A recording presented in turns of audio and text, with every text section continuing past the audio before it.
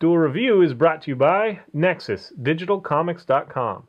On today's Duel Review, we continue with Dragon Ball Z. I'm RJ. And I just wanted to say thank you to everyone who came to Comic-Con. You know, showed us a good time, had fun, talked to us, right? Yeah. It was great. Thank you very much. Thank you. Let's get to it.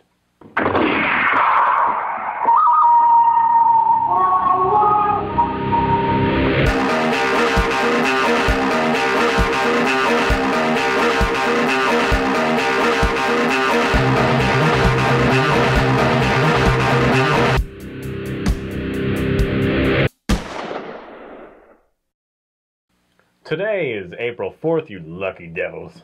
And we're going to be talking about Dragon Ball Z and culture. Yes, kind of. Kind of more like the shock of Dragon Ball when it hit. It hit for us in America with Toonami, which everyone who knew Toonami loved Toonami, especially when it started airing, you know, what was the block? It was Dragon Ball, Gundam Wing, I'm sorry, Dragon Ball Z, Gundam Wing, I think Reboot was thrown in there for good measure. You know, just some really great shows. In Optimus Prime's voice.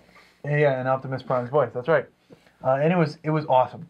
And when Dragon Ball Z hit, you know, suddenly we had an air of, you know, Japanese animation. Before that, we had, you know, Thundercats and G.I. Joe and all these other great shows, but very American. And then Dragon Ball Z hit, and it was like, wow, everyone's, you know, people are doing their hair up like, you know, Goku, you know, like in all sorts of ways, you know. People are just falling in love with it.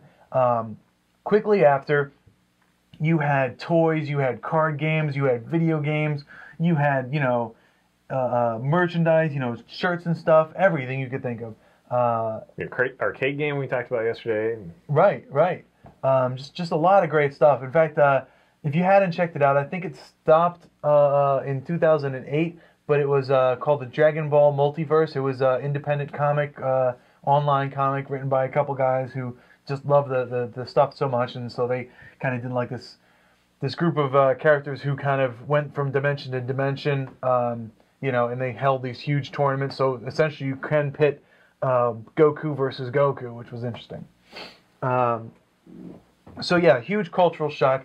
So much so that people even emulate it today in Skyrim, a game that we all love. The PC version, a couple of subscribers or a couple of people who play it made a patch where their wizard can, or you know, mage, can shoot a Kamehameha. Although it's more like a lightning bolt, you know, that just kind of goes in waves, but it still looks like a Kamehameha, and they have the soundbite to go along with it. It's really fun. So yeah, it's still pop culture even today. People still want to do their hair up in, you know, all sorts of which ways, like Super Saiyans and stuff. I mean, so much has happened to America because of this movie, because of this animation, in such a short period of time. It's just, it boggles the mind how quickly we absorb one solid thing, you know.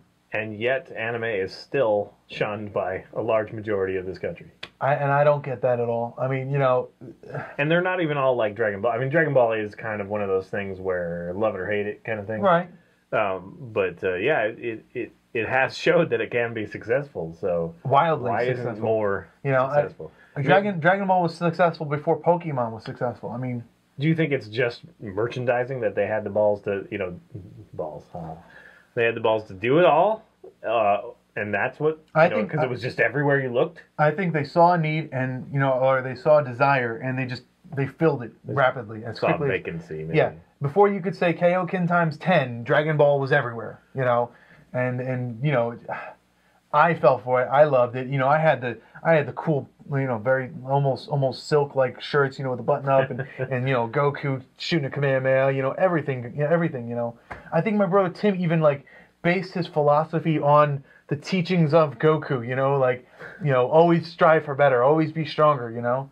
Yeah. So I missed that. I was a little older, you know, and it never landed for me that way. Well, my brother Tim's 31 now, so he's not too much younger than you, you know. Okay. I mean, granted, he's the type of guy, and I kid you not, when Tim was growing up, and if Tim watches this, he'd be like, why did you tell that story? He wanted to be a DJ, so he'd like make mixtapes, and he would put his name down as DJ Chex Mix. That was his name. That was his DJ name. It was awesome. It was great. Delicious. Yeah. So that's the kind of people that we are. But Dragon Ball, it hit so wildly. There are 3 live action films. 2 of them based on Dragon Ball. All 3 of these are in different countries. So you have Dragon Ball: The Magic Begins, which I have right here, which is the Chinese version of Dragon Ball, the original, not Dragon Ball Z or GT.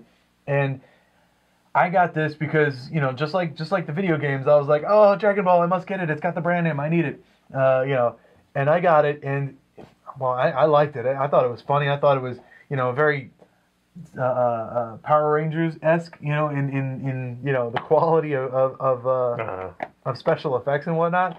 But it was funny, and it reminded me so much of the original that I loved so much. So I did enjoy it.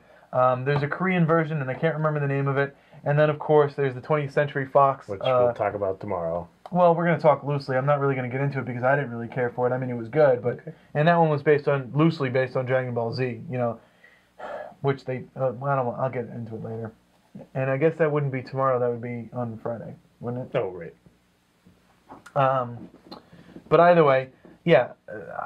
When growing up, you could not walk anywhere without seeing something with either Goku or Piccolo or, you know, Vegeta. Especially, everyone loved Vegeta, and why wouldn't you?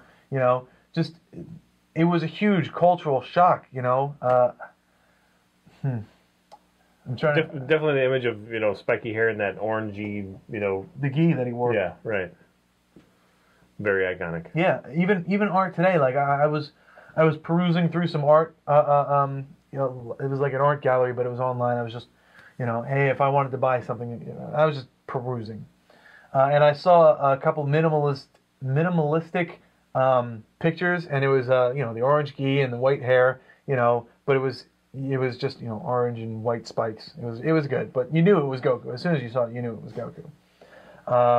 And in addition to the 3 live action films, there's also 17 animated films.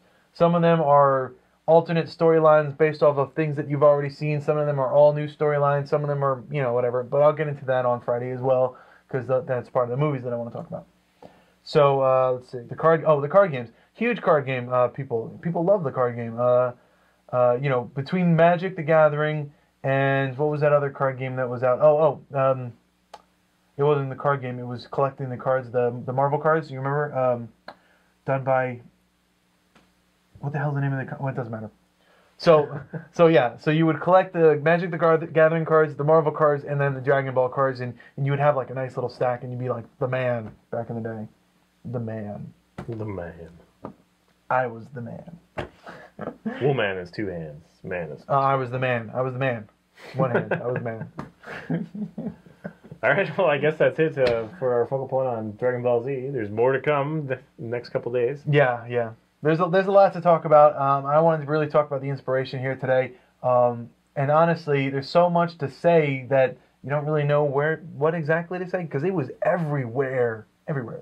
So yeah, that's it, I guess. Did you have Dragon Ball bed sheets? No, I had Batman Returns bed sheets. Oh, they conflicted. Yeah, you can't have every bed sheet. Yeah. All right, guys. Thanks for watching. Follow us on Facebook. Subscribe on YouTube. Tell us what you think. That's right. Please leave comments. Always leave comments. If you're interested in what we're doing and would like to contribute, please tell me how you'd like to contribute, and we'll talk. Absolutely. All right, guys. Bye. See you later. Oh. I cocked it, but I had to get that one. I cocked it, but I didn't cock. It didn't. No, I didn't cock it forward. You didn't cock the cock fast. Cock the cat. Cock the cat. Coming up, Dragon Ball: The Animations. I'm RJ. And I just wanted to say thank you to everyone who came to Comic-Con. You know, showed us a good time, had fun, talked to us, right? Yeah. It was great. Thank you very much. Thank you. Let's get to it. You really copped out this. I didn't have to do an IN. And I wanted to thank you. And I wanted to thank you. You didn't tell me you owned it. What? I could have borrowed it so I could at least watch it. What? The uncut movie trilogy.